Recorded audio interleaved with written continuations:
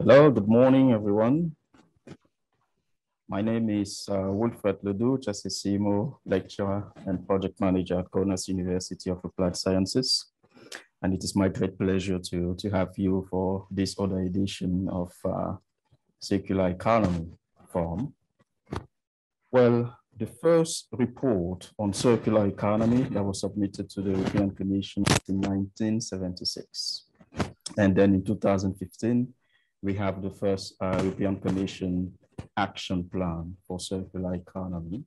Then back in 2020, we also have the new European Commission plan for circular economy. In between, we obviously had the European Commission Green Deal.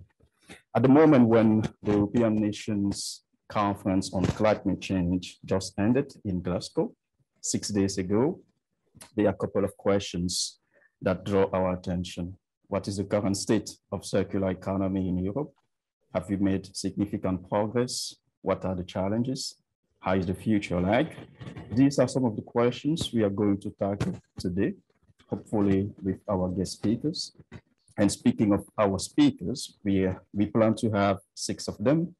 And unfortunately, we have got one cancellation just this morning. That is Olesia, who is not able to make it today because she got sick with coronavirus. So we can only wish her a very quick recovery.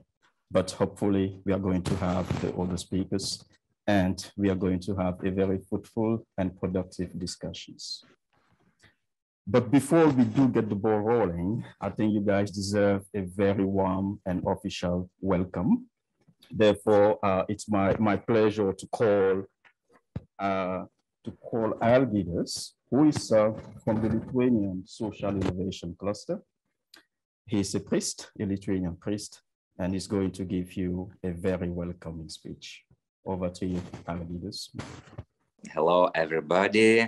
I am Father Algirdas from Vilnius, from Church of Peacemaker, very interesting name.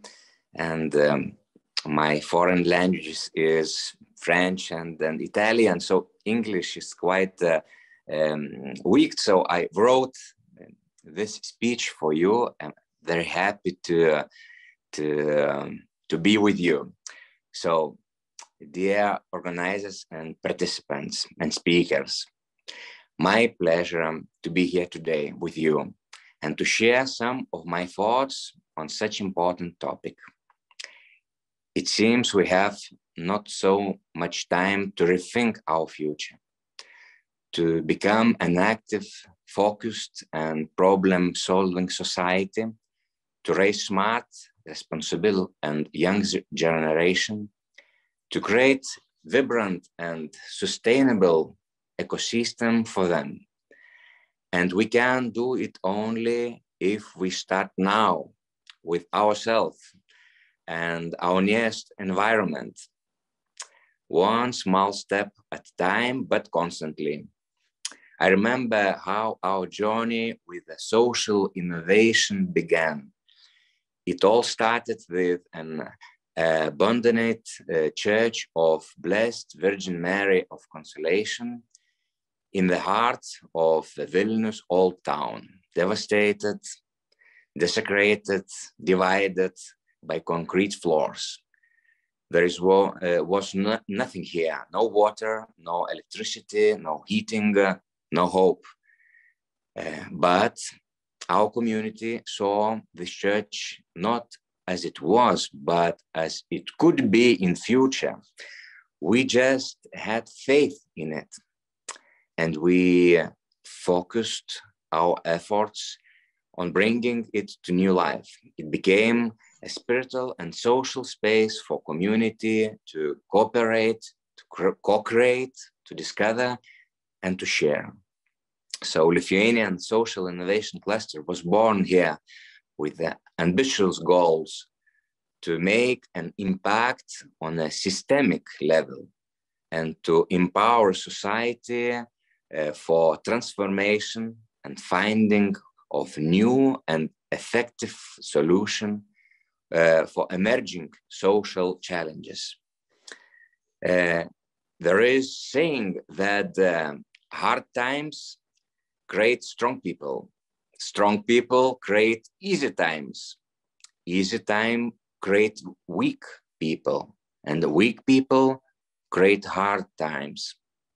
In moments of fullness and well-being, I would like us all to keep in mind that as soon as people lose gratitude and slows down and pace of service to others, the process of spiritual aging begin.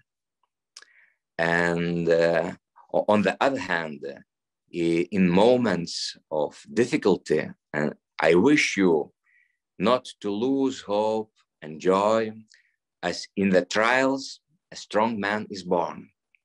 The best multiplication is sharing.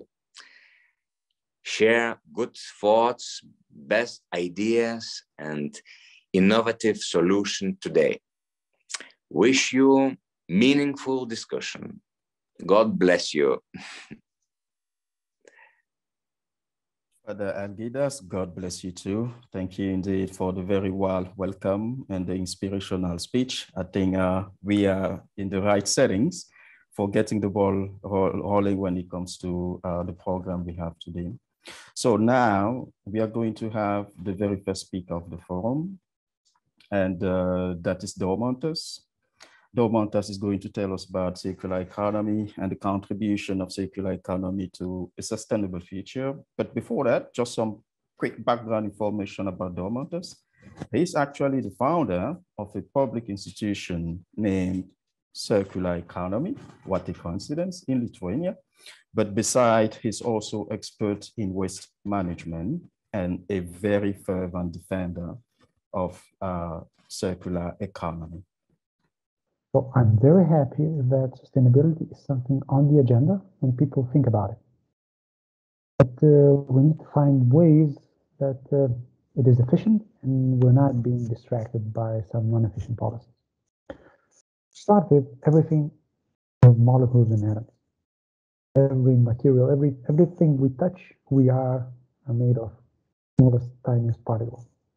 So when we have this kind of mindset, we can look at things and materials a little bit differently, thinking how to keep them in a highest possible value.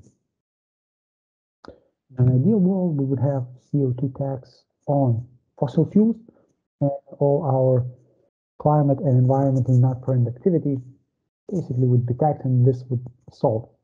But it's very difficult to achieve it. So we need to go the other way. So where we are, we're not that good. We're about 12% circularly new, and this growth over the last 15 years of about what, 3.5%. That's not good. In 2050, will be only maybe 15%, and that is not enough to save our planet and to save humanity. So it's not the same in the countries as well. We have Belgium with 24%, Greece 4.2%, Estonia 15%, Italy 19.5%, Netherlands 30%, a leader new, and Lithuania with 3.9%, which was actually decreased from 2016. So we need to change that. And usually, we talk about circular economy, most people think about recycling. About not only recycling, think about municipal waste. And circular economy is much, much more than that. Because we need to look at all the materials that are used in the economy. And here we can see the picture of all the countries and their domestic material use. So Finland is leading the way because it's becoming a powerhouse in mining, and it's being included, down to Italy, which is not that much mining. And doesn't need too much biomass for heating itself.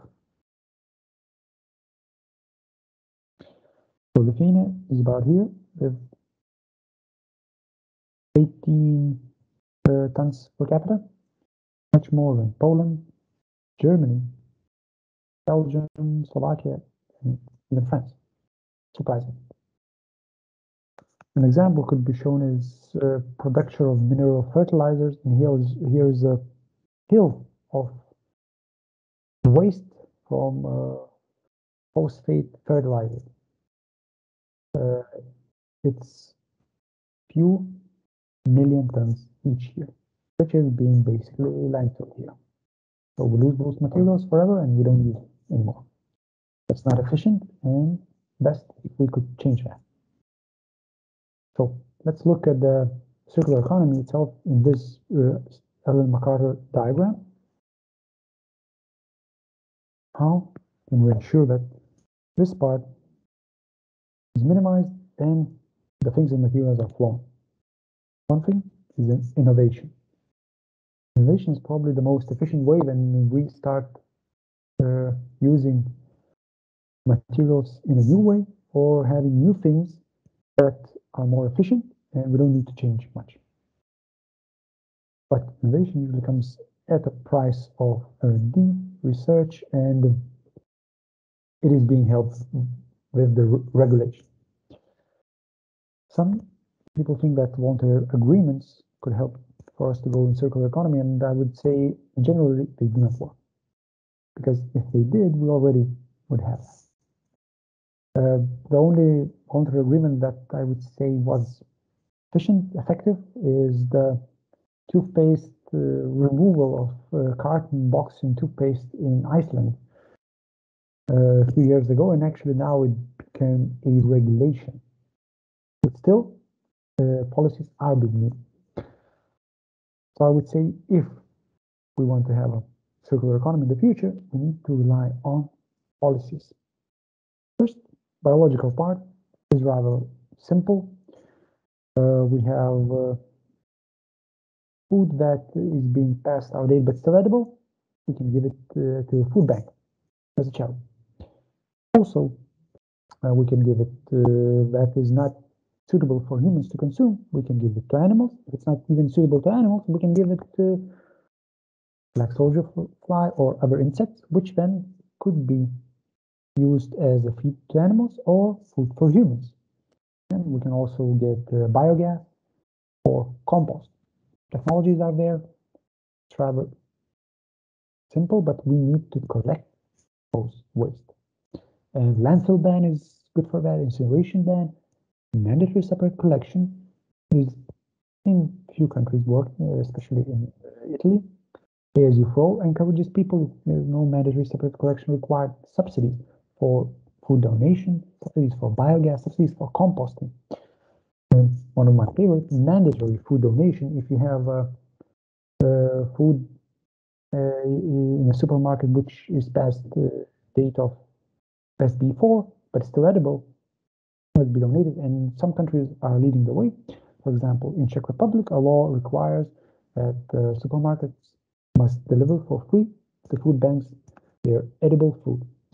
Similar law in France, which also includes catering facilities with more than 3,000 portions a day, food manufacturers with more than 50 million euro turnover must follow the hierarchy: food donation, animal feed, anaerobic digestion, or composting.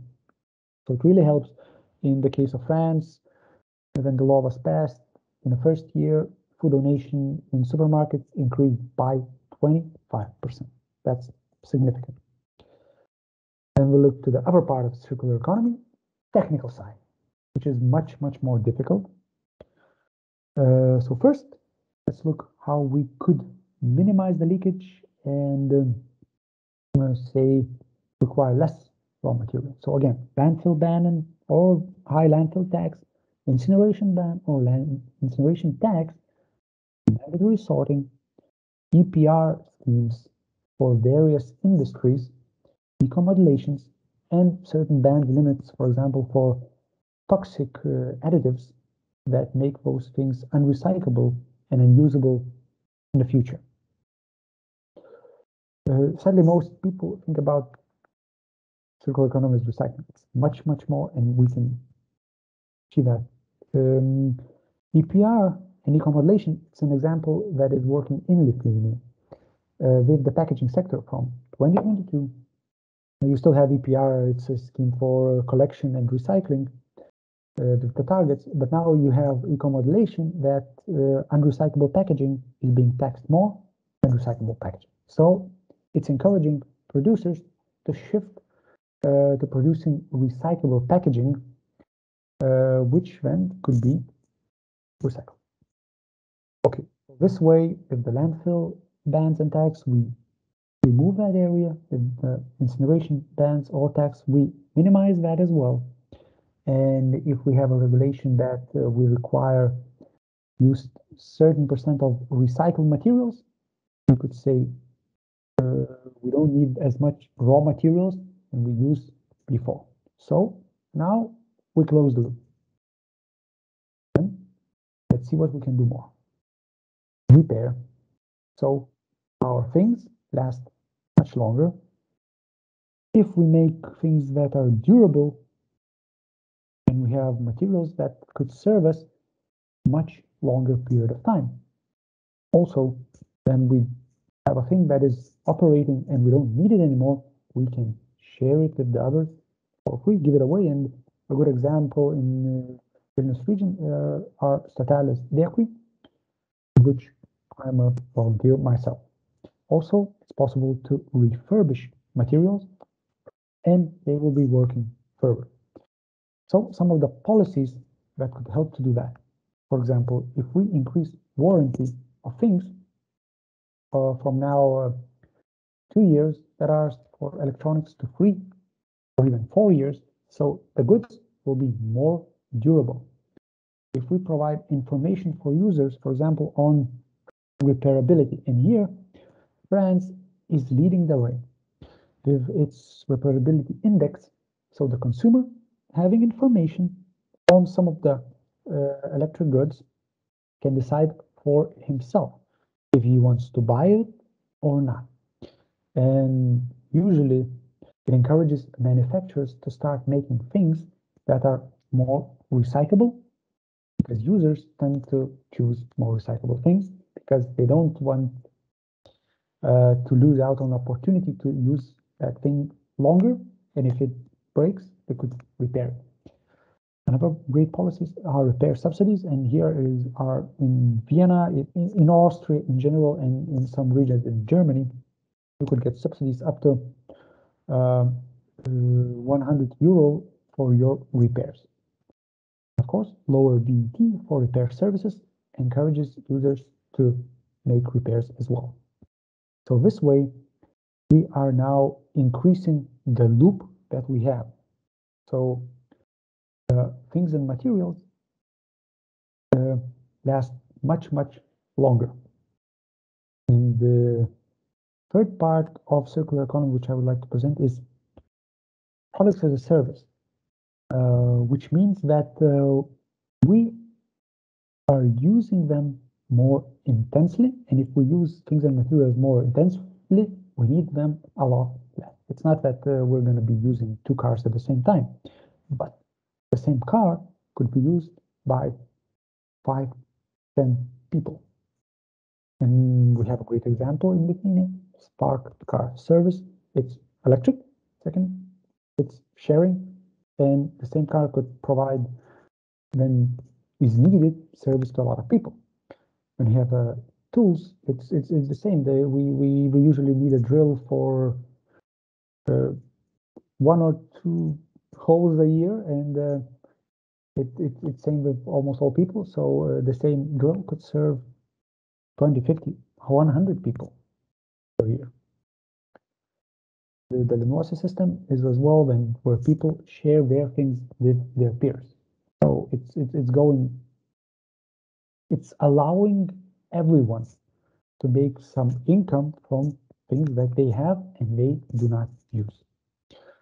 Then next is also servicing, and there are some good examples with not only cars, but with the light that, for example, companies in a factory pay for light.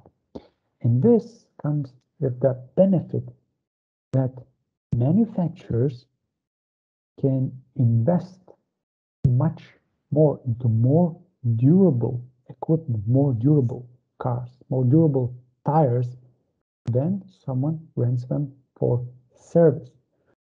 Because if they buy, it might be that car, tires, or light bulb is much more expensive. But when it's being rented, it could be rented maybe twice as long, 3 times as long, and it would be more efficient. In addition to that, when someone is the owner of the service of the product and make it as a service, he gets back his goods. And as being owner of a large amount of those things, usually he has the best knowledge how to repair them, how to upgrade them, refurbish them, or even to recycle them. So this increases the efficiency of circular economy. And this could be achieved, this servitization, by, for example, lower VAT on sharing services, encourages people to use them more, or subsidies for businesses which choose pay-per-use service. But this service, again, must be environmentally friendly and encourage ecological use. Means that the use should be based, like for light, it's not to use it excessively, but to minimize its use, to minimize the use of it. So in circular economy, we see that it becomes more narrow. So at the same time, in the economy, we need a lot less materials and things. Thank you for your attention, and I'm looking forward to hearing your questions.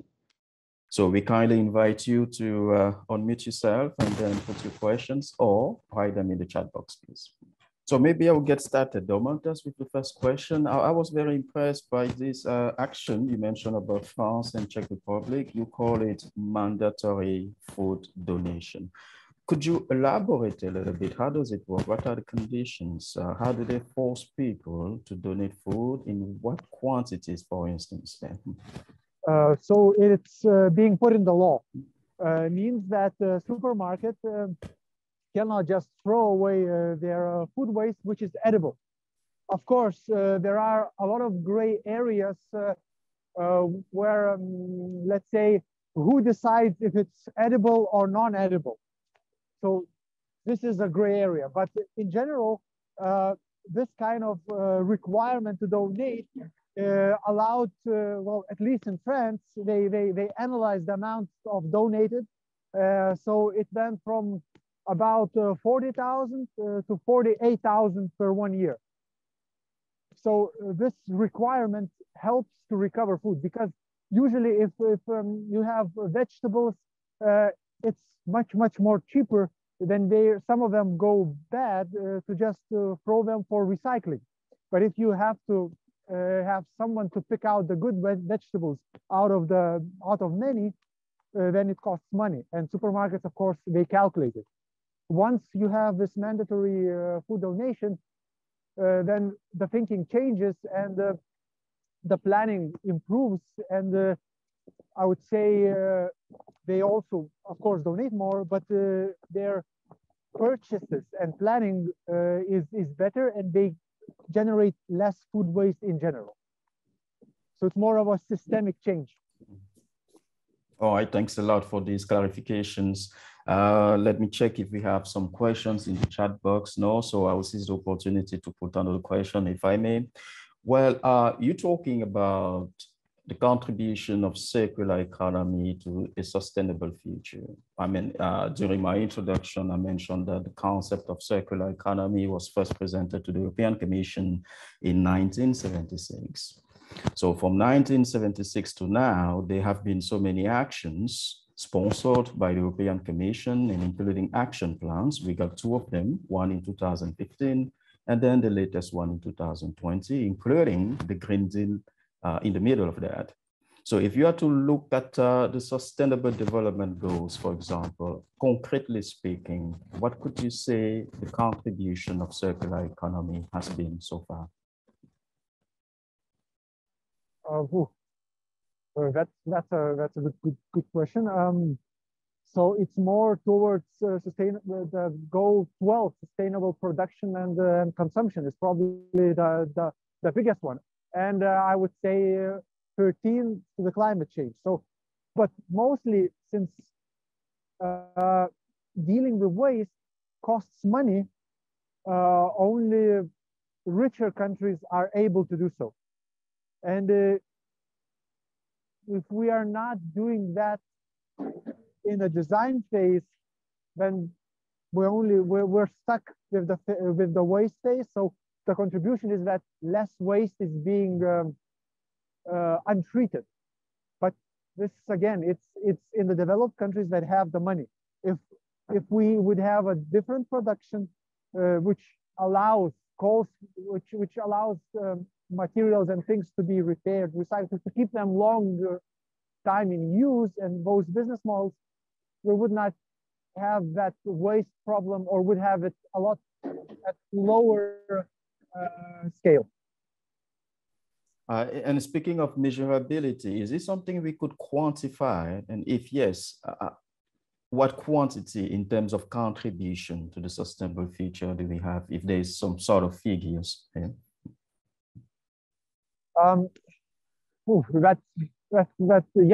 The measuring is very important because we could see the progress, but selecting the right things to measure, for example, there's as I mentioned, circularity index that it's trying to estimate the materials that go in and go out. It's not, of course, precise because we don't get to weigh everything that comes in, but it's a good indicator. So the material flow is important, and then it can show that we use it longer, or we require less materials to be made and imported. I would look at this, and the other side is probably would be CO2 emissions, because if it's circular, it has a lot of lower emissions, because recycling, reusing, refurbishing requires so much less emissions than making new things. It's there we save carbon. It's those two, I would say, are the most important. And if we look at the non-fossil fuel CO2 emissions, at least in Lithuania, they're about 42%. So if we look at things, but in general, it's much more than that, because fossil fuels are used a lot in production as an energy source as well. So I would say it's probably around 80% that, or 70% that is actually contributing to the things that actually are either in production or in moving. Because if we use, we need a lot less manufacturing, a lot less of resource moving from one place to another. Like, let's say we get raw materials somewhere mined in an African country, and we get it to refine it somewhere in Europe. So we need a lot of less moving if we use things longer, or the production is happening at a place of where it is being mined. And I would say in a circularity index and in the CO2. That sounds very promising indeed. Thank you so much. Luckily for us, we have Neringa later on talking to us a little bit more about CO2 emission and the decrease there. We were very happy to have you. Please, you stay with us, because at the end of the forum, we will have some discussions, and perhaps we may have some more questions to you. Thank you. All right. All right, so now our next guest speaker is Vilma. She's from Golan, coming to us from Lithuania. If she's connected, yeah, there we can see you. Hi, Vilma. Just some background information about you, Vilma. You are Chief Executive Officer of Ergolian Company in Lithuania, and then you have so many years of experience in achieving results in the field of administration, management, business development, and sales, and etc. But you want to talk to us about the circular economy scheme of Ergolian Group of companies. Over to you, please. Thank you very much for such an impressive introduction. Actually, today I'm more than happy to speak in this conference. So thank you for such an opportunity, because sharing is caring. You know, I would like to share some experience of Ergolian Group. So I would like to start from a short introduction of, just a second, of our company and why we are worth to speak in this conference. Ergoline group of companies has more than 22 years experience in market, and we are not only furniture producers, but we are project management company. We have our furniture design department, we have our own production, and we are very actually looking very much into sustainable alternatives when speaking about furniture solutions. And the best business card is our projects we implemented not only in Lithuania and Baltics, but worldwide, I would say. And here you can see our project implemented in Oslo, DNB Bank Deutsche Company, VIPS. And we are really very proud just, to present some of our projects with well-known brands, Lithuania, Oslo, Stockholm, and other European countries. And now we can turn to our actually topic. Today we should speak about circular economy. Sustainability, a part of a company strategy for more than 2 years already, and we think it's really, really very important. So I would like to share how we started.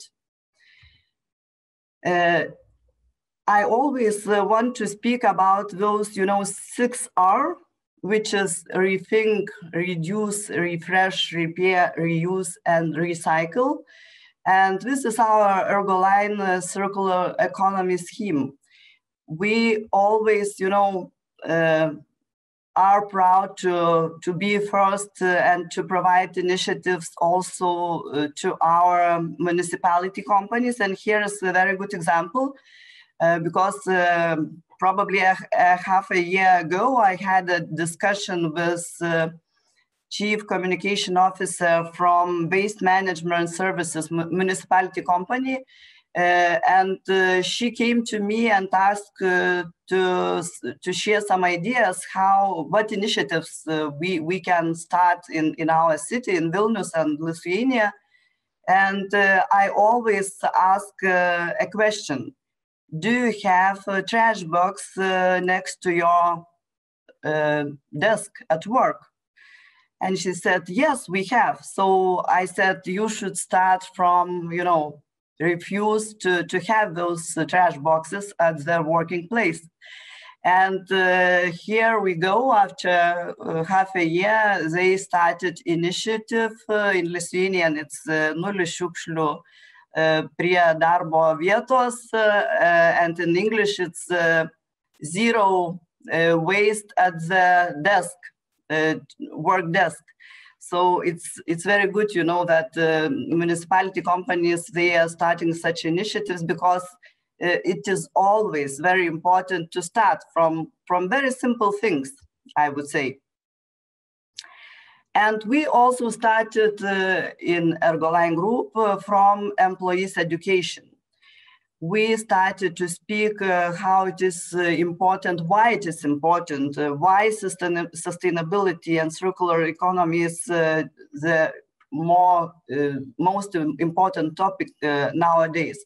And we also noticed from our projects, and here you can see some examples that maybe because of pandemic situation, we all turned to our health, and we started to pay more attention to our health. And latest projects, they all have green corners. And you see those examples, it's also well-known brands, Danske Bank, Swedbank, Thermo Fisher Scientific. Those green corners, they probably provide us association with nature, with our health, with having such a cozy and nice corner to be with ourselves in our workplaces. because workplace is also one of very important well-being parts. The next thing is customers' educations. What we implemented, we always ask two questions. Question number one is when customers are coming and asking for implement their new office, to furnish their new office, we always ask question number one is, do you have some furniture we can reuse, renew, and reuse in your new office? And here you can see very good example in the picture.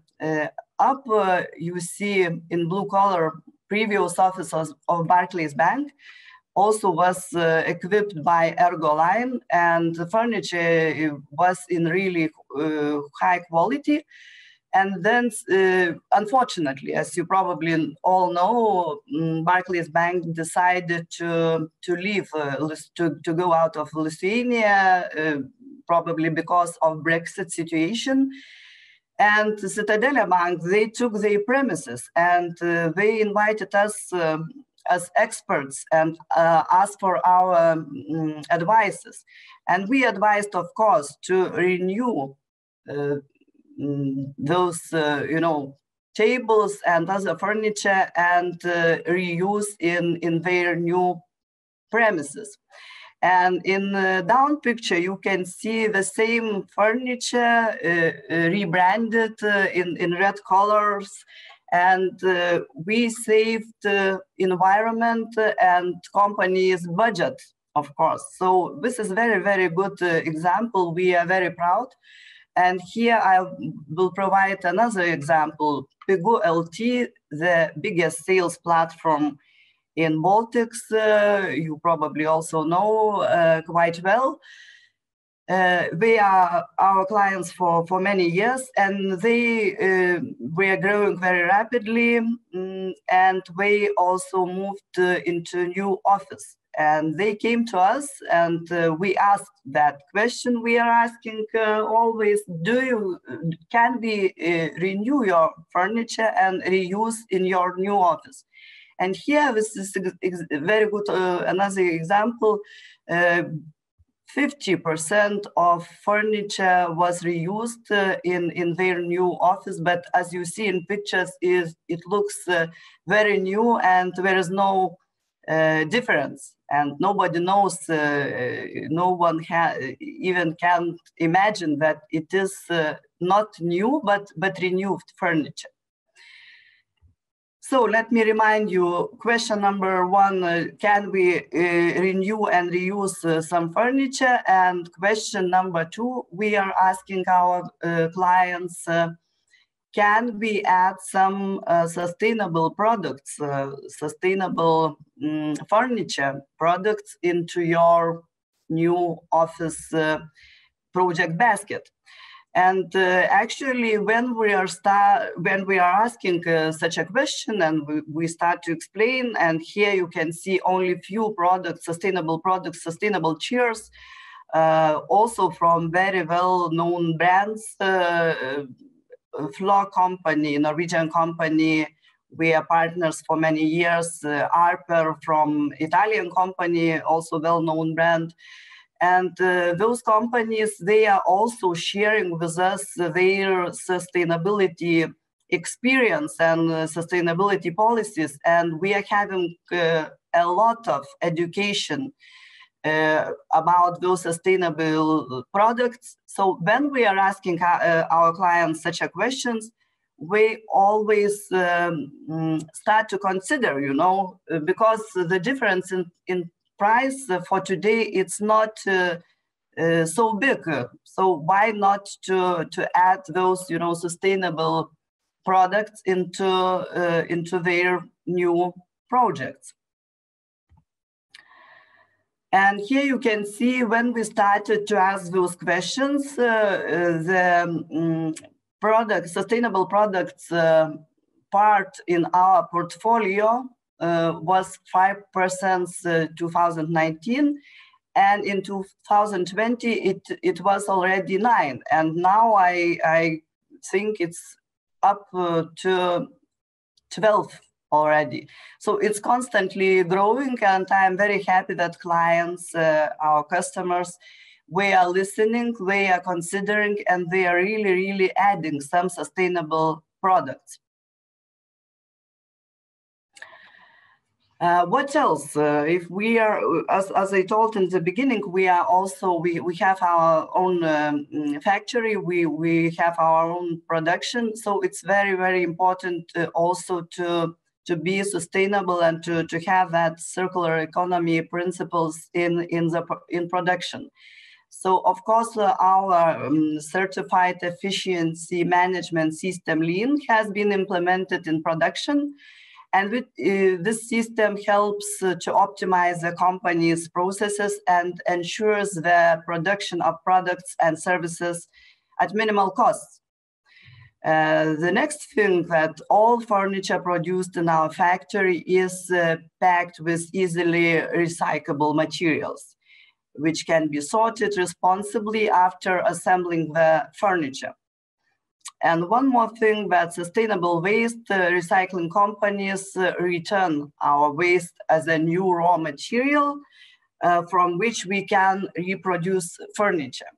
So it really works like circular economy. And actually, I think it's very important to give that, you know, waste recycling all process to the companies. They are doing in professional way, because sometimes companies start to, you know, want to do this waste management by their own. But it's always the best way to ask for professional companies to do this process.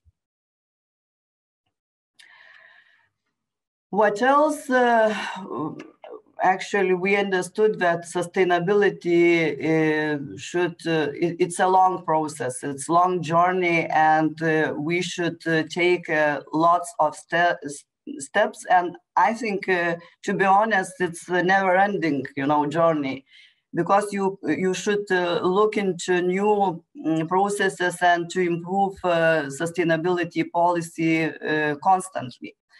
So one more thing, we 2 years ago also decided to create our big green table, and our constructions and engineers, they started to work on this project. And normally, for you to know, it's about 20% of waste after you producing top table.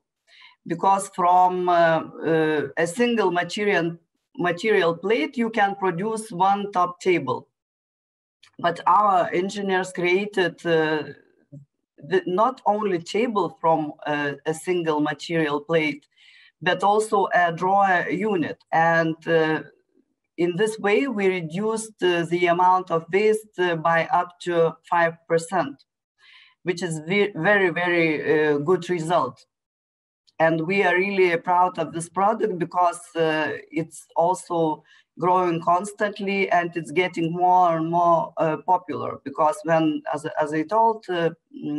I mentioned before, when we are proposing for clients, and it looks similar, and of course it's from a recyclable material also, this plate, so clients very often decides to go for this tables, sustainable tables.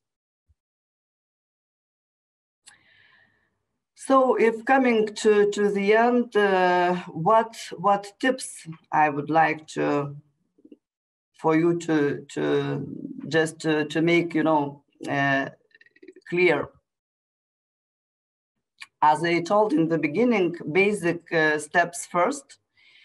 We should always start from hygienic factors in our companies, And we as individuals, we all are very different, but when we start to educate our employees, it always works, because when you start to explain why those basic steps are important, it really works.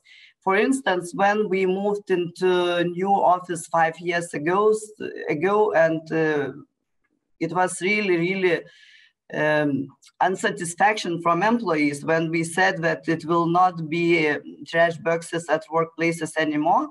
But after 5 years, it's like a hygienic factor, and no one is even asking such a questions. And I am really happy when new employees are joining. They are also already not asking that question, where is the trash box at the workplace? So it's very good that people also are, growing in the direction of why sustainability is so important. And one more thing, we should always look for sustainable alternatives when we are obtaining not only furniture. I think it is important when we are buying clothes, all the things where are plenty of sustainable products, of sustainable product alternatives.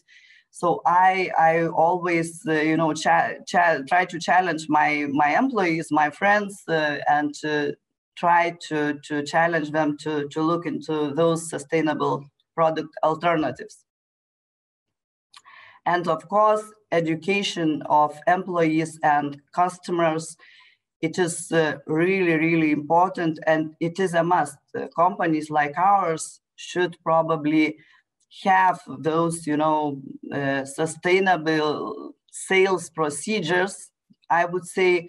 And I am really happy we are first company implemented sustainability in our sales process. Because as I mentioned before, as I shared some examples, in our sales process, it is a must to educate clients and to ask those questions I already shared earlier. And when summarizing, I always say that sustainability is the new business language, and I really think that companies will not be on a business map anymore if they will not learn this new business language. So thank you very much for your attention, and I will be happy to answer your questions. Well, thank you to you, Vilma. So interesting to listen to this exemplification of how your company is, embarking into the circularity in the production process. But more importantly, I was fascinated by the fact that sustainability is an integrated part of the company's strategy. I don't think you can see many companies with this approach there. So congratulations on this aspect. Well, you have mentioned so many ways in which you adapt the circularity. I just have some of them on my note. Zero desk waste, employees education, customers education, and you have given us some examples of companies you have helped, adopting the same approach as you. Here's my question. I mean, all of these have some expenses related to that. Is it cheaper to adopt sustainable production process? Because one of the reasons why many companies are reluctant to, accept these circularities, because in their opinion, it is distracting them from their bottom line, which is making profit. And perhaps it is very expensive. What's your view on that? Yes, to be honest, today it's not cheaper for sure, but we are looking into, long years perspective. And as I told, it is very important, and we all should plan this, pay off in the future. Because as I mentioned, even sustainable products, they are more expensive if you will be comparing, So I think, yes, we cannot say that it's cheaper. It is more expensive now, but this payoff gives us, you know, that emotional probably issue that we should take care of sustainability, and we should take those decisions in the companies. And even more, I would like to say that our clients, big companies like, let's say, Swedbank or Telia company, we are also implementing those sustainability policies, and we as supplier, we are not able to be even on their list if we are not sustainable, if we do not have those sustainability strategies, you know, implemented in our companies. So I think it's very good that those big companies, big corporations, we are giving us, you know, suppliers this, like, you know, tips. Just if we want to be on the market, we should, you know, think about those sustainability things. And this is very good that the companies can influence the situation. And I think those who are doing homework will also grow in business perspective. So this is my answer. You know, it's not cheap, but looking into long perspective, it will be a winning situation for companies like ours. As I told earlier, we started to do our homework already, you know, 5 years ago. All right, thank you so much, Vilma, for those clarifications. I'm just checking now if we have some questions in the chat box. So no questions. Please, Vilma, I'm certain that at least I will have more questions for you later on. Stay with us for the discussions at the end of the presentations. Thank you. All right, well, ladies and gentlemen, we are moving on to the next speech that will be delivered by Neringa, and Neringa is coming to us from Peko Group. She's the co-founder of the company Camera, and she has expertise in B2B marketing. And Neringa, you want to tell us about building industry winning in CO2 emission, time to be losing. Please go ahead. Okay, hello to all. Yes, the name of the topic is, I'm just going to share my screen in a second. So yes, the name is quite controversial, I would say, that the building industry is winning in CO2 emission, and it's actually winning right now, if we can call it like that. And we for sure need to take some steps to be losing. And in advance, I want to say sorry if few kids will run up to the screen, because we live in those times. So just don't be surprised if that happens. Okay, so I'm representing Peko, and it's a company based in Finland, an international company that has sales units in over 30 countries in different continents, and also production in 10 countries. And in Lithuania, we have one of the biggest production factories. And we are not a construction company, because usually when we are talking about building industry, people are already thinking about a company that is building houses. No, we are producing products that are suitable for different kind of buildings, from individual housing to big factories or offices. And for you to understand my presentation a bit deeper, there are a few examples what we are doing. So first picture you can see is steel composite structures. We are producing the beams that you are see, those with the holes, also composite columns. So this is a delta beam is our product that no one else is doing the same. And I will get deeper into it in the presentation. Then we have connections. As you can see in this picture, there is a column being lifted, and at the bottom of the column, you can see the bolted connections that are made from steel, and you can tighten up the column to the foundation by the screws. So that's what we are doing, those connections, and it also can be used with column and beam and other parts of the building. And one more element that we are doing is wind turbine foundations. We are not producing wind turbines itself. Don't get lost in that. We are doing just foundations. To be honest, in Lithuania, we don't have too many projects. Most of them are in Scandinavian countries. But since I'm going to talk later on a bit how to reduce CO2 in this part, I'm just mentioning it. And of course, we have a lot of different projects, products, but that would take, I don't know, an hour to introduce all of them to you. So just a brief view for you to understand the next presentation. So building industry and CO2 emission, what is important here, that now 39% of global carbon emission is produced by buildings. 28 is from operational emissions. So that means electricity, heating, cooling, and so on. So imagine that quarter of all carbon emission in the globe is because of the buildings are existing. And 11 of that 39% is for materials and construction. So our company can impact this 11% by producing materials that are less, that has less CO2 emission to the environment.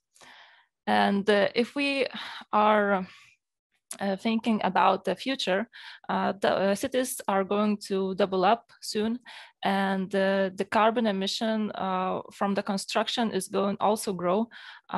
So it will grow the size that 1,000 times more than in 1 year in Lithuania, compared all the compared everything that we use in Lithuania. So mostly it will be created by new construction, this carbon emission. Of course, there is the renovation and demolition. And if we have new constructions, yet we need a new infrastructure. So we need to think about this, that how can we impact the future of the cities? How can we create buildings that are more sustainable? What materials can we use? And how can we do that? So as you can see here, a beautiful picture from Kaunas, new business quarter next to Acropolis. We all know this place, and yet we are happy that in all buildings some PECO products were used. But at the same time, when you look a bit deeper, what happens when, I don't know, in 50 or 100 years, those buildings will lose their first site, when the city will change, maybe something else will need to be built. What happens to those buildings? They will look pretty much like this, because when we demolish the buildings, we use the materials in some kind of recycling way. We can use those the scrap for something, but it's really not used not in the right way. What we are telling that 85% of the value is lost by not using the material a second time. So yeah, we can use those things for, I don't know, maybe for roads or something like that, but it's not at the same priority that it was made for. When we are thinking about circular economy, we are saying, and it actually was said by the Danish architecture company 3XN, that the circular economy is about the recycling of value, not volume. And this is very clear in the building industry, that if we recycle just material and we won't use it in this primary aspect, it lose its value, and it's really important in the business and for the environment as well. For example, this is the scheme that how the building is existing, And let's see, stuff that is inside, the things that are inside the house, the furniture, carpets, I don't know, paintings, anything that we can use every day. Usually we change that every 5 years or sometimes even every year. The space plan is changed sometimes between 5 to 15 years. For example, everyone knows open offices, and everyone can agree that it's not that popular now, because people are talking that it's quite hard to concentrate. So usually now they are changing open spaces to closed offices. And even in the family housing, if you're having small children, you're using space for one room for kids, or maybe when they grow up older, you're using that room for your office. So you are changing the plan of the house. The services usually are changed in 15, 25 years. That means piping, electricity, wires, and so on. The skin of the house, so-called facade, like the roof, the cladding, and so on, is changed like 25, 50 years. And what is most important, the structure of the house, the main bones, we can say that, is changed every 50, 100 years. That means that it can stay really strong and very create value for a long time. And we need to use that in order to create less carbon emission. So what we are thinking about is the design for disassembly. And as you can see here, the screwdriver that has a lot of details, and it can be taken apart. And later on, having all the details, you can put it back. The same with the house. We are never thinking that way of the house, but it can be done. That means that we can take apart all the different constructions from the house and use it in some other place. And it's not a science fiction, it's the things that are happening now. For example, in Denmark, that I already mentioned, Frieksen, Geksen architects, they are creating prototypes for a circular house that are connected with bolted connections. That means you can tighten up the wall or the ceiling with the bolted connections, easier to say the screws. And if you need to use that wall in some other project and you don't need this anymore, you can take that wall off and use it in other place. Live example also in Netherlands, because Netherlands are really working on this concept of circular house, and they actually have now several residential houses that are circular. This is the pavilion. You can see different part of it, and it can be taken off. It can be created smaller. They can take something out. They can add something up. They can use it in the other location. They can use different cladding. They can use different facade. They can use a lot of different materials, and they can create maybe 2 buildings from that one. So this is really important to understand that in the future, the houses won't be the same. They will have to be reused. They will have to be more complex. And yeah, of course, it will be hard to do that with a 1,000 square meters business office, but I'm sure it will come up in the future. And what steps do we take concerning that? And as you can see in this picture, it's our delta beam. I'm not sure how many of you are familiar with the construction, but I will try to explain everything in more understandable way. So delta beams, the main idea is that using delta beam, you can lower your floors, and it benefits in many ways. You can see the differences, how the house can be built smaller. So first of all, you need less materials, which is important for CO2 emission. And if you are using less materials, less is produced.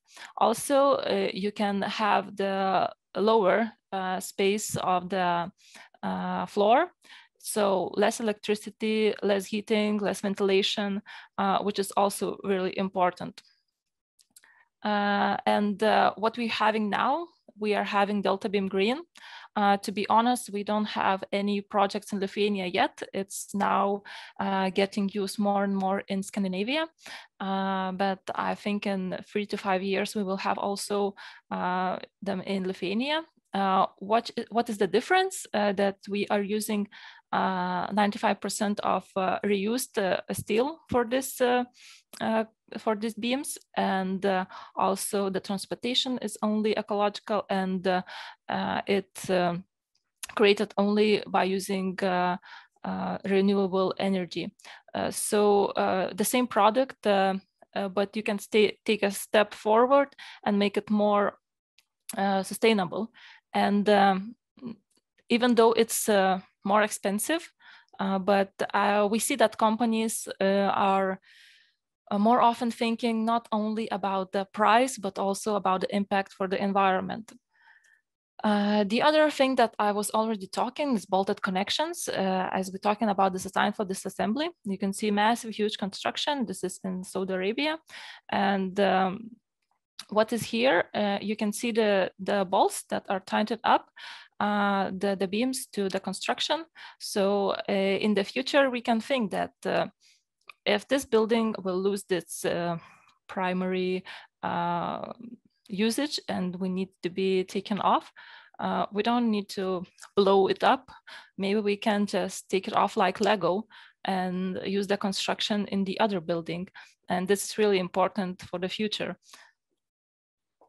Talking about wind evolution, wind power evolution, and how it's changed, you can see that the wind turbines are growing bigger and bigger.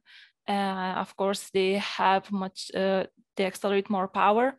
But when you having this big construction, what you need a good foundation for it. And imagine what foundation is needed between the first and the last turbines. The difference is huge. So what we are suggesting is the solution for wind turbines. And for example, this is standard foundation for 4 megawatt wind turbine. And as you can see comparison, if we would use concrete foundation for that, we would use around over 100 trucks of concrete. So not only material, but imagine the trucks going there to the mountain place in Sweden. What's the distance from the factory? What is the location? How you can reach it? And then if you are using steel, what we are suggesting, there are only 7 trucks of the steel. So the price, it's variable, okay, what you pay for the concept and for the design and so on, but it's much more environment friendly. And you can see the comparison for different foundations and how you can lower the amount of materials used and also CO2 emission. So for example, the last one, as you can see, rock foundation and 70% less. What is important in this part that a lot of wind turbines in Scandinavian countries are built in the mountains where there are a lot of rocks. So we have the solution to use this rock as part of the foundation and having steel like rebars screwed into that rocks. So it makes foundation much stronger, and you need to use much less materials for that. One more thing that we say, not everything is a scrap. And as in the presentation before, it was said that we can reuse things. We can use it again for other things. And as you can see, what we've done with using our delta beams, there are holes that are cut off. These holes are needed for the concrete to come into the structure and to tighten up with the whole structures. We also have this floor joints. If you imagine the big warehouse with a concrete floor, of course, you need the joints because, you know, concrete goes smaller or wider when it dries up. So we need some connections. And we have these floor joints that we use the plates from the delta beams to that product. We cut it off, we gather it in one place, and we bring it to the production of the terra joints. And we managed to lower our waste by 100,000 tons in 1 year, that 1 million kilograms in 1 year. And it was just a creative solution by the designers, by the engineers. And it doesn't cost us anything. Well, okay, transportation from delta beam to from one production to the other production, but in general, it creates a lot of value. So we need to think sometimes creatively and maybe change some solutions a bit to get some better results. So once again, I want to say that circular economy is about the recycling of value, not volume, and we need to think a lot of that, especially in the construction industry. But I think it can be used in others as well. So thank you so much for your attention. You can always find more information of our solutions. Thank you to you, Neringa. Just a quick question before we proceed. Yeah. Are you staying with us for the discussion? So you have got... I'm not sure because the cartoons are not forever for the kids. All right, so we will seize then the opportunity to put as many questions as possible. And we have got one from one of the participants.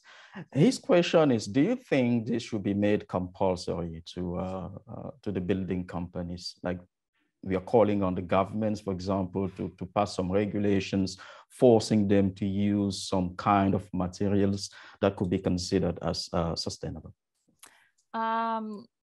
Even now, if you want to get some certificates, you need to use some materials and to get some points, let's say, for the being sustainable or not.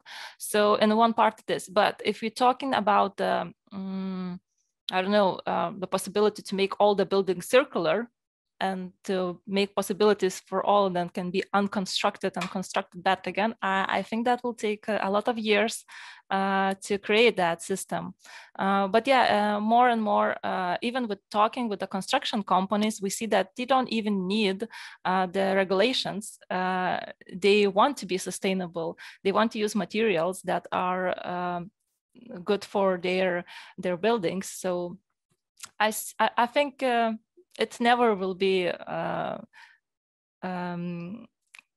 set rules that every building would be sustainable to the 100% way. So that's my opinion. Thank you for the answer. The question was from Antoine. Now a question from me. I mean, 39% of global CO2 emissions. This is a big number, isn't it? I think behind the airline industry. But when it comes to the airline industry, we know the ambition. It is zero emission by 2030. What is the ambition or the vision for the building industry? I don't know the number. Does anyone else? No, I don't know the number. What is the ambition? But I know then that is still in building industry. Maybe I would guess now like 20% of the companies are really deep into the sustainability. Others are doing the things that are needed to be done. Okay, we can recycle. That's everyone knows that, but they're still not thinking deeper. Maybe because of the pricing, maybe because they don't want to change their ways of working. That depends. But yeah, we still need to grow the mentality of the building industry that we also are a big part of the CO2 emission, and we need to make changes to be like to be seen in the global picture. So yeah, there's no number set for, at least I don't know. Thank you. We could check that later on eventually. Well, maybe one last question from me. What's the consumer behavior like when it comes to, you know, circular building? I mean, for me personally, I will be concerned with the solidity or the durability of the building. Is there, in your opinion, a shift from, let's say, concrete constructions to circular buildings, for instance, generally speaking? I think since now it's being built mostly in Denmark, in Benelux countries, people are very, has a big intelligence, I see, for that. And they're working a lot with it. And I think that the consumer sees what is good for him, how he creates value for the world, like choosing the building that is sustainable and can be reconstructed. And maybe even those, if you have your individual house that can be circular, maybe you will choose to live in a different city and you can take your house with yourself. Do we ever consider that? But yeah, the consumers are really, well, it depends on the person every time, but in Denmark, for example, they are more and more into these buildings that are circular, and they are really investigating and giving a lot of money for the investigations. How can it be used in everyday life, in every people's life? So, yeah. And how about the Lithuanian consumers? In Lithuania, we still have to work a lot. I would say that. I know that there was built one in last year, I think by Vilnius Tech. I think they made some students project. I'm not sure of the final phases, how it was made. But I know that they were trying to create something like that using wood, because it's easier to make it with wood and then the steel structures and the concrete, because of the weight and so on. So yeah, now it's easiest to make it with the wood. And I have to check how they managed to pull this off. All right, so there's still so much of work to do to change the mindset and the mentality of the consumers. Thank you indeed, Neringa, for the clarifications. Thank you. Now we are moving on to the next speech. That is by, let me check, Michelson. Correct me if the pronunciation of your name is not correct for me. So Michelson, you're coming to us from Sweden. You are a management consultant and a writer, obviously, and you want to elaborate today about the future of circular economy in the European Union. Very interesting indeed. What are the challenges and how can we make significant progress when it comes to circular economy in Europe? You have the floor. Again, apologies for this short interruption, but we've got it going now. Obviously, my name is Clive Michelson, and I'm the founder of My eHealth. Our primary focus is mental health within the workplace, and not just the workplace, but also civilian population. Let me get going, because what we firmly believe is that really the circular economy is connected to the human factor. So if my screen has to just, for some reason my slide's not, there we go. So really, what do all of these kinds of pictures have in common?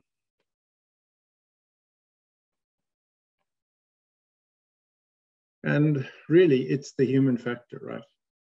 So the circular economy itself is really dependent upon the human factor.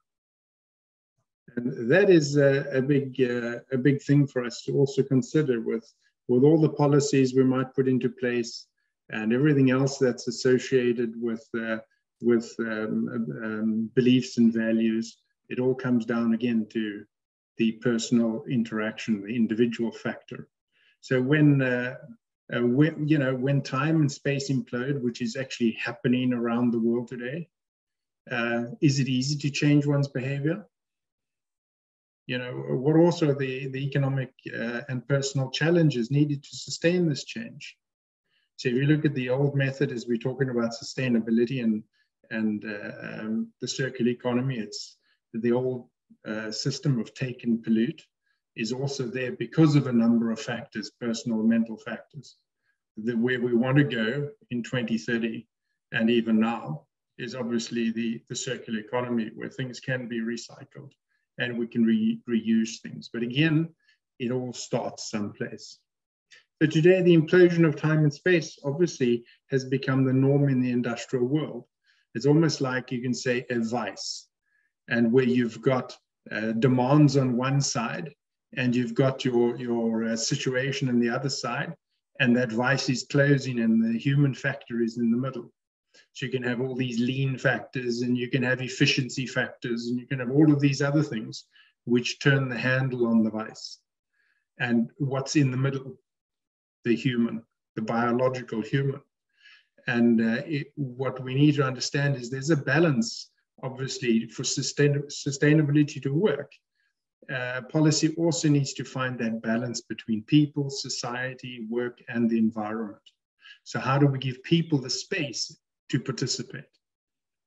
You can't keep cutting time and cutting everything around an individual, making things tougher, and then expect them also to try to participate in a good way. So mental health is obviously the glue to sustainability and continuity, and without which the circular economy really is going to derail. Because without our interaction, our human interaction, it's not going to be able to sustain itself. We need to partake and be part of it. We need to believe in it, and it needs to be part of our value structure. So should the circular economy of zero waste, obviously, which is our goal, include psychological well-being? If you ask me, I'll say absolutely it should, because mental well-being is an issue in the world today. So what are the mental health challenges in the circular economy? Well, as I mentioned before, implosion of time and space, right? And what does that lead to? It leads to stress, anxiety, depression, burnout, trust in the governments and people. If you turn around, you ask how many people, how many of them trust the government that they're working with? You're going to get some surprising answers. All of these are obviously affected by mental health. And then you've got also self-medication when people are under a lot of pressure. And what does that entail? So this leads me on to some other slides. And that is, if you just look at in the EU and you look at antidepressive use, that is really quite large. And this is something that we really don't think about a lot, right? But Portugal is leading the EU in antidepressive use. So these are antidepressives used on a daily basis. So 12.4 of every 100 people walking by your window in Portugal are eating or consuming antidepressives on a daily basis. In Sweden, that's 10.2 people of the general population. That is a lot of people eating antidepressant medication. So on one hand, we've got demands of trying to create a circular economy. On the other hand, we've got unwell people. And how is that equating? Now, I see the numbers for Lithuania, Estonia, and Slovakia and things are extremely low. And there's another question to look at: why are those numbers so low? Because it is not as frequent, obviously, there, and that could be the stigma of mental health, the stigma of actually listening to your signals and saying, well, I'm not feeling well, and actually doing something about it, right? So the impact of mental health also on the circular economy, if we look at the OECD report for anxiety just during COVID now, and you look at the top scale here actually for depression, you can see the difference in depression rates during this COVID period. And we are still in the COVID period. And you can see the light blue scale on the right is actually, it's quite alarming to think that for instance, in Sweden, that depression has gone from 10.8 up to 30. And if you look at anxiety, which is the graph underneath that, it's the same thing. It's gone from 14.7 up to 24.2. Right? But this is all throughout the EU. People are feeling the pressure.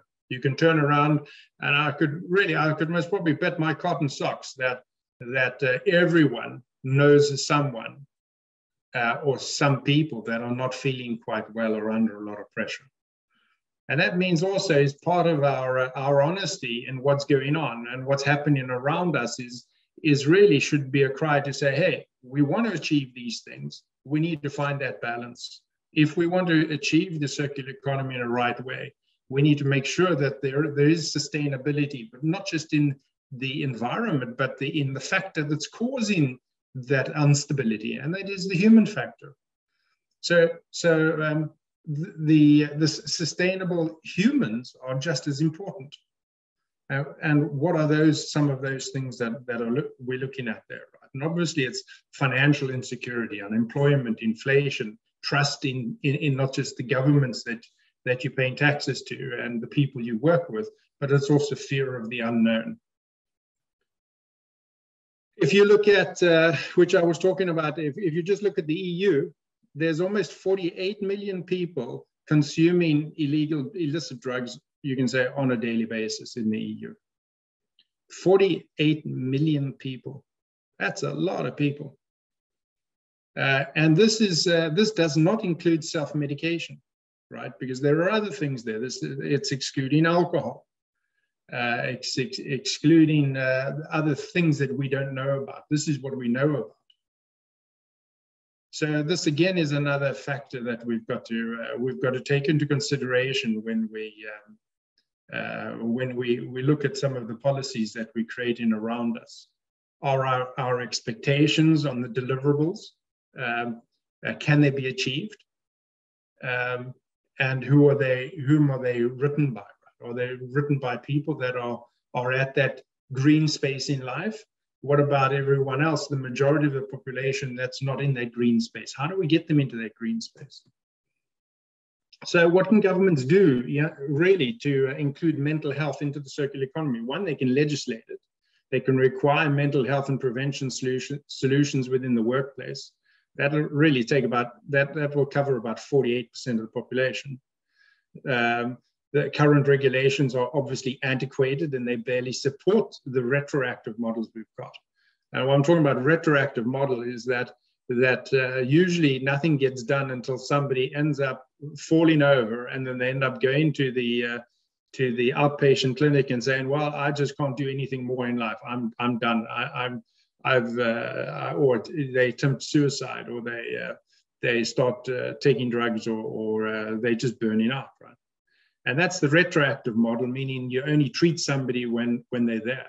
So part of the circular economy concept, again, is to look preventively at things. How can we prevent this from happening in the future? How can we sustain things in the future? It's the same thing which I mentioned before. How do we sustain people's well-being over time? The lack of government-sponsored incentives. So this is a huge thing. They're not promoting prevention waves, excuse me. There should be a tax credit, really, for every pound spent on prevention and psychological well-being. There should be a £2 or €2 tax credit. That would really get the momentum going for empathy within the workplace and people trying to find a solution to mental health in the workplace. And that will also save the public system and the healthcare systems from the retroactive solutions when you're working to proactively prevent something. And then obviously tender policies, all of those are usually outdated and need to be updated to a prevention model as well. So if you want to look at a case really for this, firstly, Yale University published a report in 2018, which showed actually about 1 in 5 of your motivated employees will burn out. And if you're talking about motivated employees, these are the ones really partaking within the actionable programs in the company.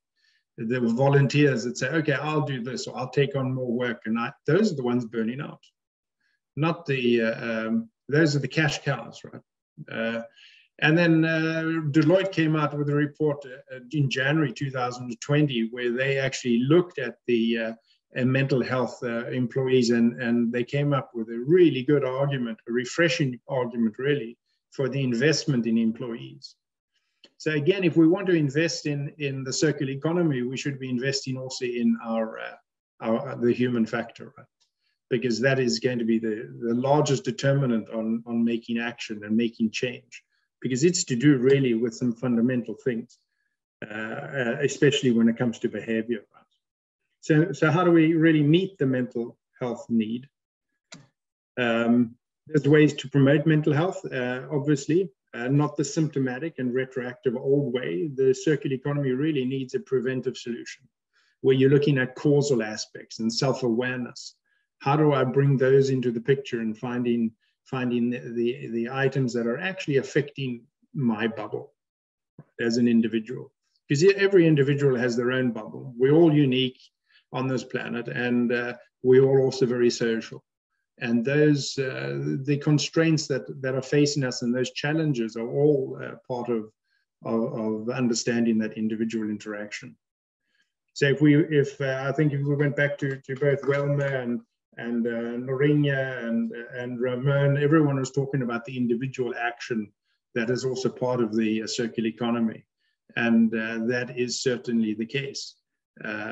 So how do we empower individuals really to actually feel good about themselves as well?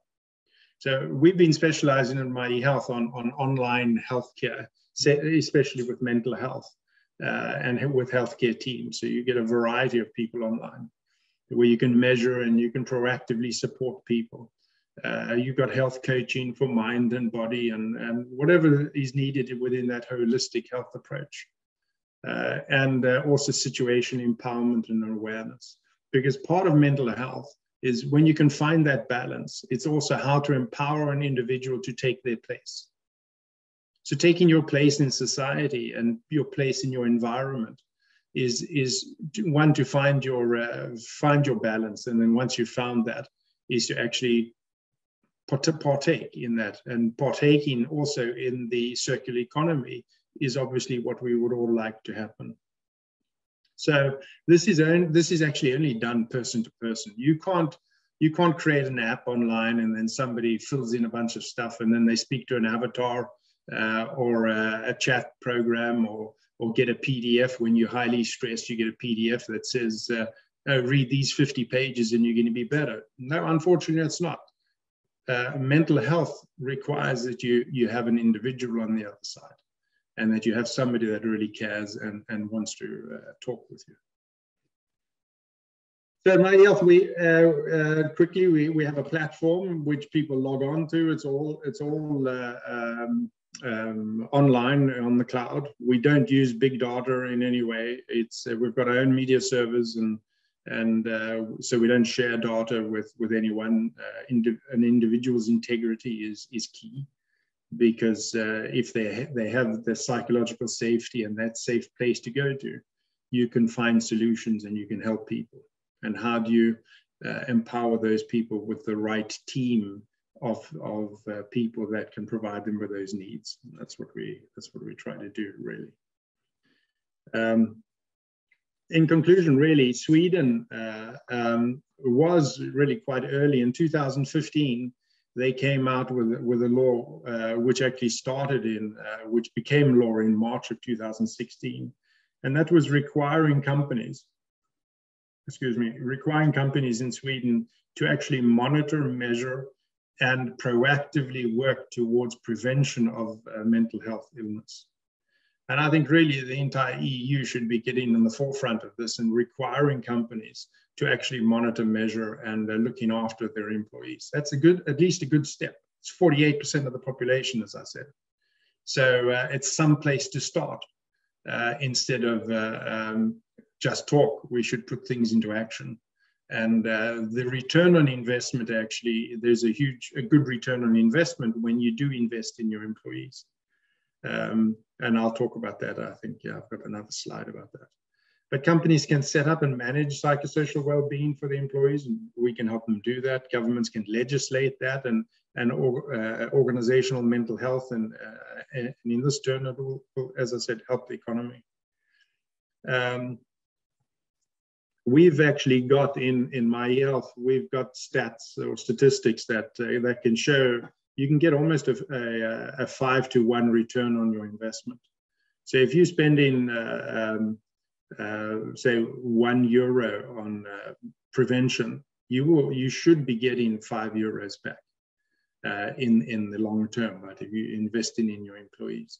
So again, for the major effort that I'm trying to put in here is that the human factor is instrumental for us to consider and make sure that we put into the circular economy, because without the human factor, there's no way to change behavior.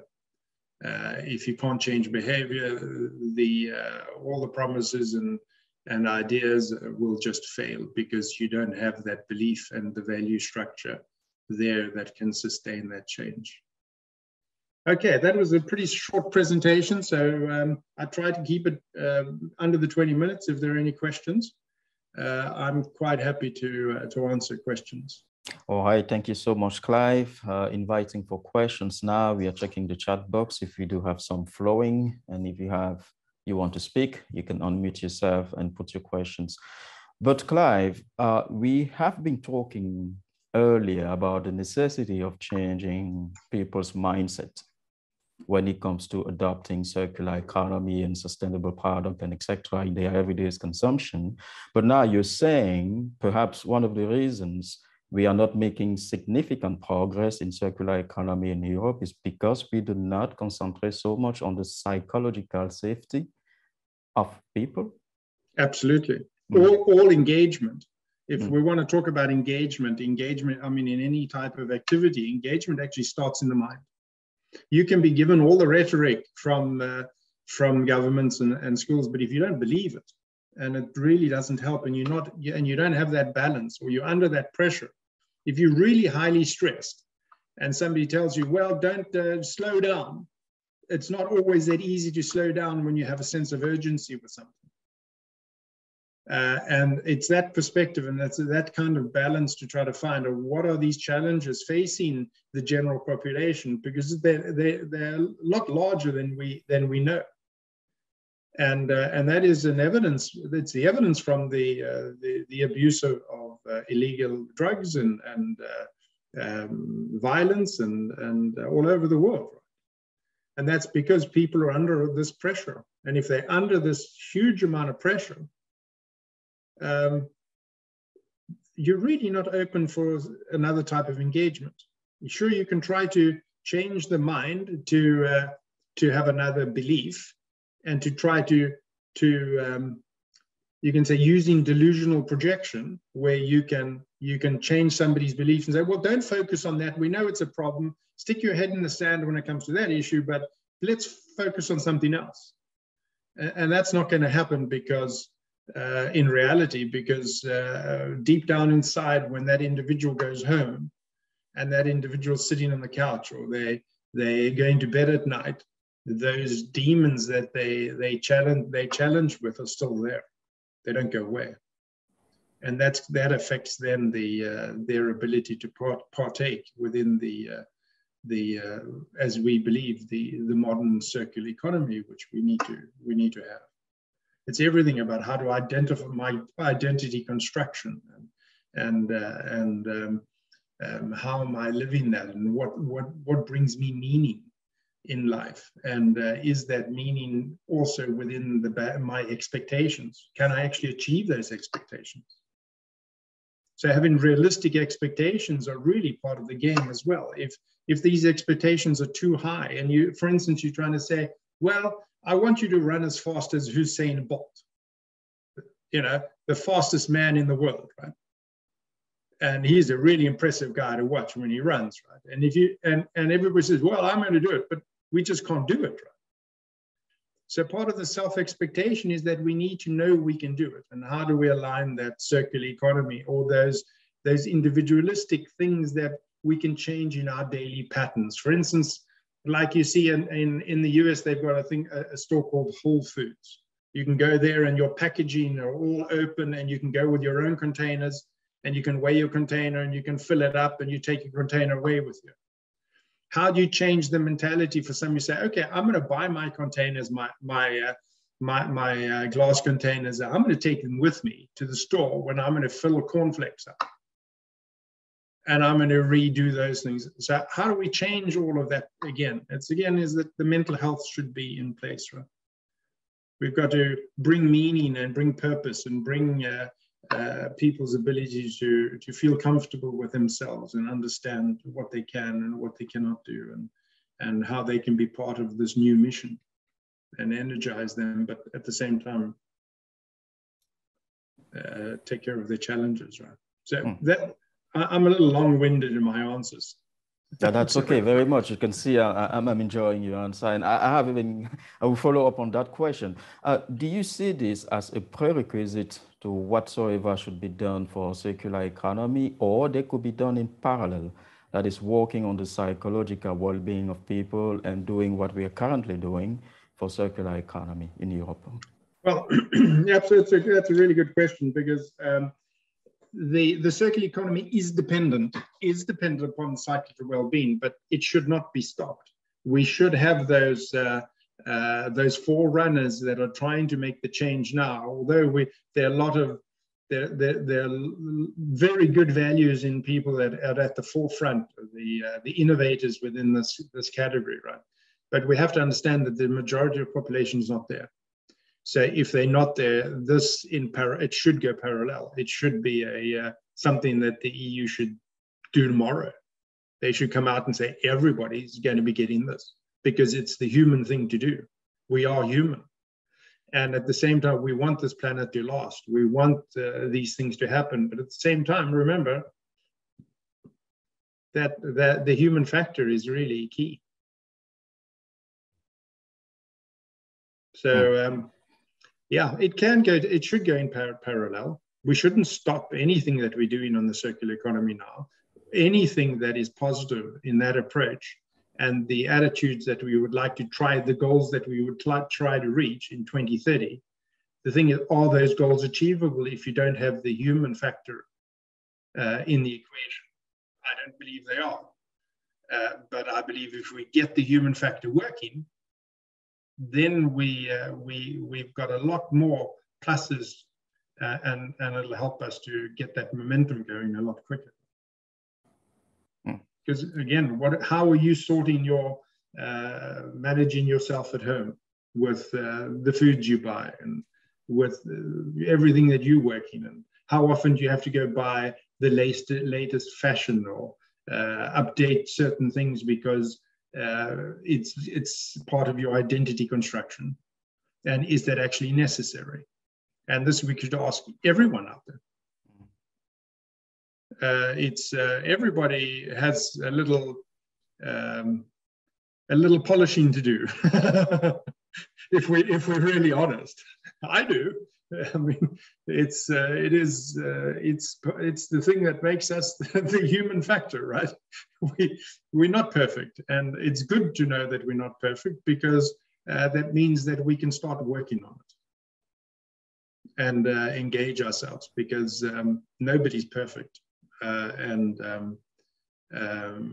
It's good to acknowledge that, because it means that we're not pointing fingers at people, and we're trying to be social together and understand we've got these challenges. And one last question for me there. Sure. If possible, could you tell us what some companies in Sweden actually do for, working on the psychological well-being of their employees? Okay, so really what most of the companies in Sweden have, they have seminars, and they have projects like that will help to bring up the acceptance of mental health challenges, and where you can reach out. And most of them, though, have been retroactive in models, except for the educational seminars. But companies like ourselves and a few other actors, where we go out and we actually physically measure, online, we measure their psychological challenges and their well-being every quarter. And then those historical measurements we then use to look at what challenges might be facing them within their bubbles, and then help them to sustain themselves and to fix those. And so we do that all proactively before somebody gets sick. So I'm actually quite proud to say that in our sector, in the companies within our ecosystem, we have 0 sick leave.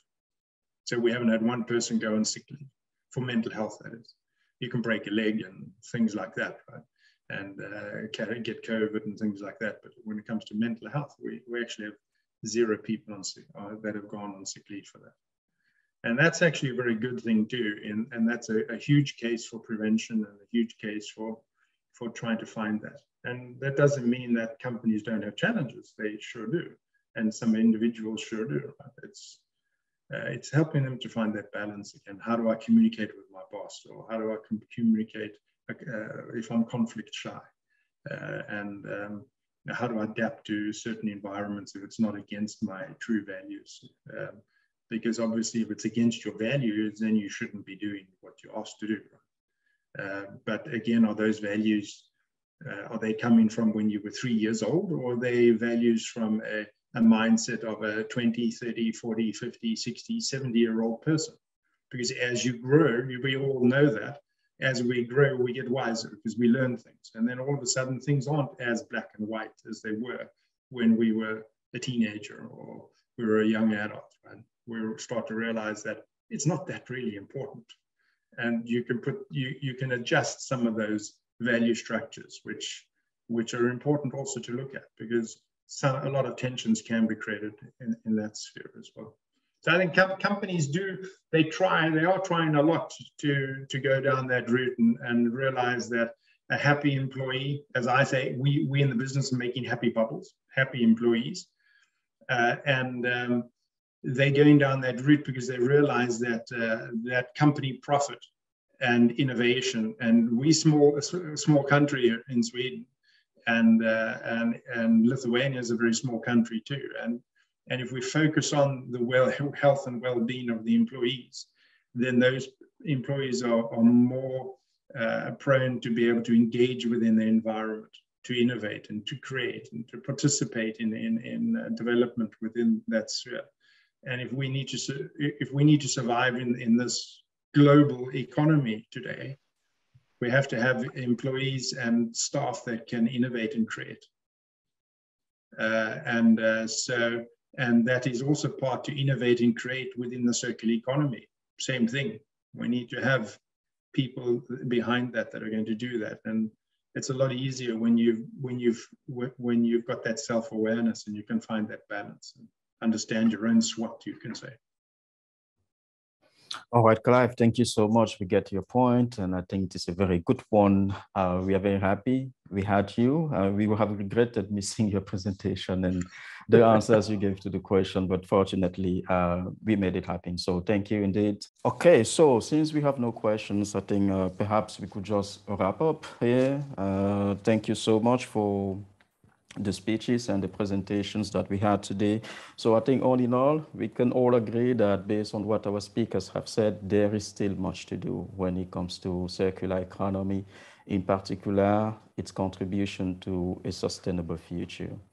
But even more importantly, we can remember that it's all about mindset and mentalities, the way we think, either we are companies or consumers.